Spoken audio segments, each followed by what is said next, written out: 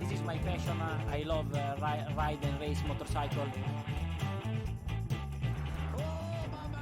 Et bonjour, bonsoir et bienvenue à tous dans l'épisode pilote de la boîte à clapper, le podcast consacré au sport moto et plus particulièrement au championnat du monde, Moto 3, Moto 2 et Moto GP. Je suis accompagné d'Adrien pour cette première. Comment ça va? Ça va, salut. Alors dans le premier épisode, on va vous faire une petite présentation du format et du concept de la boîte à clapper tranquillement, vous expliquer ce qui va se passer et ensuite on fera un petit débat à deux, c'est-à-dire Marc Marquez est-il imbattable? Est-ce que t'es prêt? Allez, c'est parti. Alors, tout simplement, la boîte à clapper, ça va être servir à débriefer, décrypter les courses MotoGP parce qu'on est avant tout des passionnés, on est d'accord. Ouais, On est on deux est. aujourd'hui, mais on sera trois sur les autres, avec notre ami Yvan qui n'est pas là, à qui on fait la bise. Et Ouais, on lui passe le bonjour. exactement. Et donc, on sera là après chaque course, on fera un petit récap de ce qui s'est passé en Moto 3, en Moto 2 et en Moto GP. De l'actu, tout ce qui se dit un petit peu sur le monde de la MotoGP et un récap des transferts. En ce moment, il y en a beaucoup. Quand on avancera dans la saison, il y en aura forcément un petit peu moins. Et puis c'est un petit peu ça. Le ton, ce sera un petit peu coolos, tranquille. On n'est pas des experts.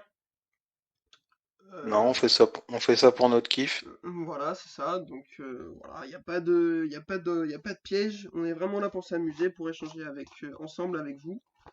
Donc tranquille, si t'as des choses à ajouter, hésite pas, vas-y. Non, bah, c'est pareil, à peu près un peu les mêmes choses, quoi. On n'est pas là pour se prendre la tête, on n'est pas des experts, c'est juste notre plaisir, et puis voilà.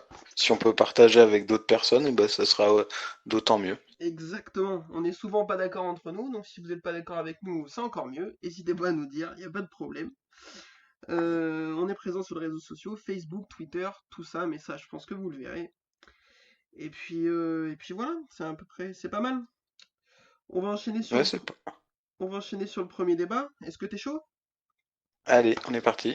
Alors, la question qui fâche, Marc Marquez est-il imbattable? Alors, je contextualise un petit peu. Marc Marquez, c'est 27 ans, quadruple champion du monde MotoGP en titre, 8 titres en tout, 1 en 125, 1 en Moto 2, 6 en MotoGP, 82 victoires, donc 56 en MotoGP. Il sort d'une année 2019 écrasante avec 12 victoires, 6 secondes places et un abandon sur chute à Austin, on s'en souvient. Et la question, c'est donc, je te la pose, est-ce que quelqu'un peut le battre? Est-ce que quelqu'un peut le battre? Vu l'année dernière, ce qu'il a fait, si on se base à l'année dernière, ça peut être compliqué. Après, aujourd'hui, il y a eu les essais à Rérez, c'était que des tests, mais on a déjà vu que les Yamaha étaient bien en forme, Ouais, parce que tout à c'est fait, lui tout à qui a fait. le meilleur, c'est lui qui a le meilleur temps ce matin, et cet après-midi, Vignales et Quartararo ont fini devant lui. Donc après, à voir avec la saison, ça va être une saison différente des autres, parce que ben on démarre tard à cause de notre cher coronavirus. Mhm, Donc tout à fait vrai. après, à voir avec l'intensité de la saison, peut-être qu'il y a certains pilotes qui s'en sortiront mieux que d'autres. Donc, je sais pas. Pour le moment, je vais pas trop me prononcer. Alors, comme tu l'as dit, la saison elle est tronquée par la pandémie. Donc on est aujourd'hui sur 13 Grands Prix. Donc on va enchaîner deux fois Jerez, ensuite Brno, deux fois Spielberg, deux fois Misano, une fois Catalunya, une fois Le Mans, deux fois Aragon, deux fois Valence. Donc c'est des circuits, il y a des circuits qui l'affectionnent beaucoup, comme Aragon, il en a pas perdu beaucoup récemment. Non. Par contre, il y a des circuits où il est quand même moins fort. Valence en MotoGP, depuis qu'il est en MotoGP en 2013, il l'a gagné qu'une fois. Ouais. Et Spielberg, c'est en MotoGP depuis 2016, enfin c'est au calendrier depuis 2016, il l'a jamais gagné. Donc ça peut être des choses qui vont jouer à mon avis à son avantage. Enfin, pas à son avantage, qui vont jouer à l'avantage des autres. Ouais. Après, Spielberg, c'est le circuit. Ça fait plusieurs années que Dovizioso gagne, sauf que Dovizioso s'est blessé il y a 15 jours. Exactement, Dovizioso il s'est fait éclater la Et, clavicule en motocross, donc ça va être compliqué pour lui. et vu l'intensité que les week-ends vont être, j'espère que son médecin est en forme et lui aussi, parce que ça risque d'être compliqué. je pense. Ouais, je suis assez d'accord là-dessus. Moi, quand je me suis posé la question, il y a quatre noms qui me sont venus. Je vais te les donner, tu vas me dire ce que tu en penses. Tu viens de citer le premier, Dovizioso. Ça paraît compliqué quand même avec sa fracture de la clavicule, comme tu viens de le dire. Ouais, bah, je pense. Je Après, pense, ouais. Spielberg, deux fois, c'est un circuit de Ducati.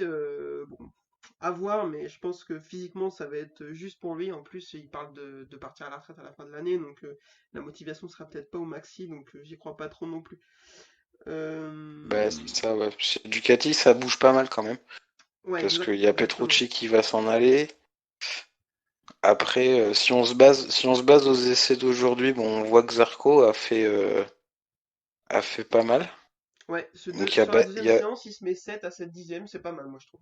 il y a Bagnaia juste devant lui, mais pour un ex-team privé qui devient satellite avec une moto de l'année dernière et qui découvre parce qu'il a jamais roulé dessus ou très peu, je trouve que c'est pas mal. Non, non, c'est pas mal. Pour ce week-end, Zarco, il y a moyen qu'il arrive à se placer et se mettre en confiance.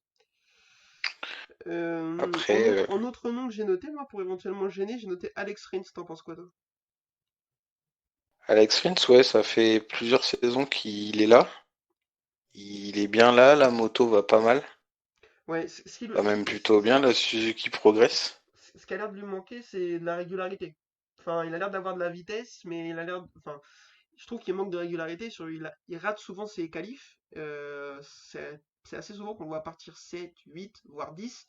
Du coup, c'est compliqué. Il fait des Ouais. belles remontées, mais il manque de stabilité, je trouve. Alors qu'il a la vitesse, c'est assez dommage. Mais s'il arrive à trouver ça, il est encore jeune. Ça doit avoir 24 ans, Alex Rins, 25 ans. Donc, Je sais pas. Ouais. ça doit être ça, donc il y a moyen qu'il se passe quelque chose. Et il me reste deux noms auxquels j'ai pensé. Donc j'ai pensé à Fabio, mais moi j'y crois pas du tout. Je sais pas ce que t'en penses, mais Bah, je sais, Fabio, je sais pas. Bon, comparé à Marquez, il a pas l'expérience, ça c'est sûr. voilà. Il a fait une très très bonne saison l'année dernière, certes, mais Ouais, l'expérience, il l'a pas encore. Après cette année, il a une moto officielle, donc déjà ça va changer beaucoup de choses. voilà, il a une moto d'usine par rapport à l'année dernière où il avait une moto privée, donc dans l'idée ça peut que jouer en sa faveur.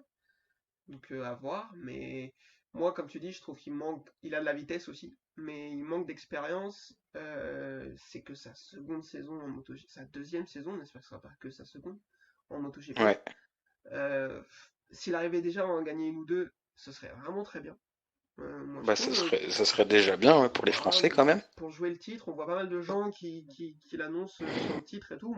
Moi je trouve que c'est prématuré. Bon, enfin voilà, c'est mon avis. Non, pour un titre, je pense pas. Mais pour gêner Marquez sur quelques courses, je pense qu'il peut être là. Ouais, il l'a fait l'année dernière. Alors à Misano, il l'a gêné ouais, vite fait, hein. Pour moi, Marquez s'est plus amusé avec lui, mais en Thaïlande, il l'a vraiment gêné. S'il En arrivait déjà à Thaïlande, ouais. en gagner une ou deux, déjà sa saison serait réussie pour moi. Bah c'est ça. Et dernier Après pour nom, lui, ça vas-y, va être. vas-y, vas-y, enchaîne. Après pour lui, je pense pas que ça soit une saison avec trop de pression parce qu'il sait que l'année prochaine, il s'en va dans le team officiel de chez Yamaha. Exactement, ouais, tout à fait, je suis d'accord avec Donc toi. je pense que ça va être plus une saison pour encore gagner en expérience et être vraiment prêt pour le team officiel après. Ouais, voilà, Après, être au top quand il va prendre la moto officielle, et là, commencer à penser à jouer le titre. Je suis assez d'accord avec ça. voilà. Et dernier nom que j'ai noté, Vignales, pour moi, c'est celui qui a le plus ce qu'il faut pour le gêner sur une saison complète. Il a la vitesse, il a la régularité, entre guillemets. Ouais. Il a Mais après l'expérience, parce là, que ça commence à faire longtemps qu'il est là, mais il a eu des problèmes pas ouais. Et mal l'année dernière, du puis coup. mais il a eu des problèmes l'année dernière en début de saison et après en fin de saison, il a mieux géré ses départs de course parce que le problème de Vignales, c'est que il peut très bien se qualifier, même faire une pole. Mais le premier tiers de course, ben, il part sur un faux rythme en fait, il perd des places et c'est ce qui le bloque après Ouais, pour... exactement. Mais ça, il Je a trouve ça réussi à fou. l'améliorer en fin de saison, je trouve. Ouais, un petit peu, mais moi je trouve ça fou parce que ça fait longtemps qu'il a ce problème, ça fait au moins deux saisons. On sait pas si c'est psychologique, si c'est un problème technique. Si c'est un problème technique, je trouve ça complètement fou que Yamaha ait pas encore réussi à le résoudre. Parce qu'on peut se dire que quand il part avec le réservoir plein, là, la moto est plus lourde, donc ben, il a un peu plus de mal à faire ce qu'il en veut. Mais je trouve ça incroyable que ça n'ait pas été résolu. Donc, après, À première vue, ce serait plus un problème de pilote, un problème psychologique. Donc on espère qu'il l'a réglé, parce que clairement, en termes de vitesse, d'expérience, de régularité, si la Yamaha fonctionne, c'est celui qui a le plus Bah de ce qu'il ouais. faut pour gêner Marc Marquez. Du Bah c'est moins, ça, on parce que l'espère. toutes les fins de course, quand il est là, bah il est là, quoi. Il fait des remontées assez folles.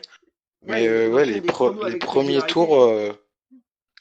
tours, je sais pas. Ou alors est-ce que c'est avec les pneus froids? Je sais pas trop. Après, Faudrait moi, qu'on gratte un peu là-dessus. j'ai une proposition. Moi, je les propose de faire un relais. Rossi fait les 15 premiers tours et Vignales fait ceux qui restent. Vu que Rossi fait des bons départs, mais qu'après il s'effondre. Je pense qu'à deux, ils peuvent réussir à le battre. Je sais pas ce que t'en penses, mais On peut faire ça, on il y peut a peut-être- essayer. ils ont peut-être une chance. Euh, Faudrait appeler Jarvis, si t'as son numéro, je Ouais, sais pas. voilà, je vais lui proposer ça et ils vont être contents à la Dorna qu'on fasse des petits coups comme ça. Euh, Dans tous les cas, moi je pense que s'ils veulent le battre, c'est le moment. Les courses vont s'enchaîner. Des circuits où il n'y a pas que des circuits où les circuits où il est le meilleur, c'est Sachsenring et Austin. Il n'y a pas cette année. Donc s'ils Ouais, veulent y aller, enfin si les autres veulent y aller, pour moi c'est maintenant, quoi. bah c'est ça. J'ai lu sur, Après, j'ai lu un article qui disait que la seule chose qui pouvait battre Marquez, c'est la Honda. Tu penses que c'est le cas, ça? Si la Honda marche pas, ça va être compliqué, mais si la Honda est juste moyenne, les autres ont qu'une chance. ouais, mais sauf que la Honda, elle a l'air de fonctionner quand même. Bah, Donc, elle a l'air d'être juste assez bonne, en fait. Ça a pas l'air d'être la folie, mais à chaque fois, elle a l'air d'être juste assez bonne pour lui et pour qu'il puisse être devant, quoi, facilement. ben ouais. Bah, elle est juste, peut-être juste assez bonne, mais c'est que bah, après, il y a le coefficient talent, quoi.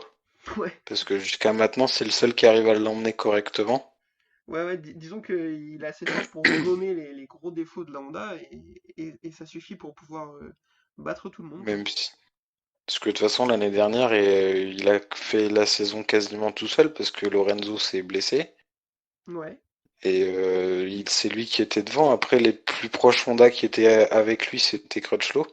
Mais bon, c'est pas les mêmes machines puisque c'était ouais, Crutchlow, il roulait sur les motos d'années antérieures, donc en plus, ouais, c'est pas c'est comparable. semi-officiel. Il avait une moto de l'année d'avant, mais avec des pièces de l'année. Enfin, c'était un peu. Puis Crutchlow, même, enfin, avec tout le talent qu'il a, Crutchlow, il commence à être un petit peu âgé. Il parle de retraite. Donc, c'était pas Ouais, lui qui allait pouvoir, à mon avis, aller pouvoir concurrencer Marquez, quoi. C'est un peu dommage. Mais effectivement, c'est le seul qui était à peu près. Qui arrivait à faire des choses correctes. Nakagami était pas trop mal non plus, mais il s'est blessé. Donc, ouais. et puis Nakagami, il est jeune, hein, faut lui laisser du temps pour qu'il puisse s'habituer au MotoGP, tout ça, quoi. Euh, Après, à voir ce que fait son petit frère, mais pour cette année, moi, j'y crois pas. Son petit frère, bah, je pense qu'il va se faire une petite année tranquillou en queue de peloton, à regarder comment ça se passe. Et puis l'année Et puis après, il prochaine, ira ils vont lui chez donner LCA. une Cecchinello et ils vont lui dire bah vas-y, amuse-toi. C'est ça. Mais ouais, son petit frère, j'y crois pas du tout. Enfin, il mérite d'être là, hein, c'est un champion du monde Moto 2, mais c'est pas non plus lui qui va pouvoir aller gêner son grand frère. Et puis même s'il avait les capacités, je pense que papa lui dirait écoute, t'es gentil, Ouais. mais tu vas rester derrière. Verdict, du coup, pour moi, c'est non. Pour moi, il n'y a personne qui va pouvoir le toucher, il va encore tout ramasser. Bah pour moi, c'est un peu pareil, ouais. Et voilà, c'est la fin de ce super débat. Et ben écoute, on est sur la fin de l'épisode. Si t'as autre chose à ajouter, n'hésite pas.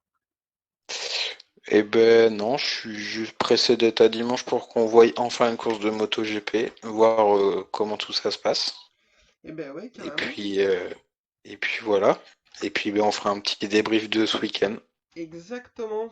On vous donne rendez-vous dimanche soir ou lundi matin. Ça dépend de comment on s'en sort avec les problèmes techniques. Sur le débrief du week-end. Et puis sur un petit récap des transferts, de tout. Un épisode qui sera un petit peu plus épais. Qui sera un petit peu plus long donc. Merci beaucoup. Et puis à la prochaine. Salut! Salut.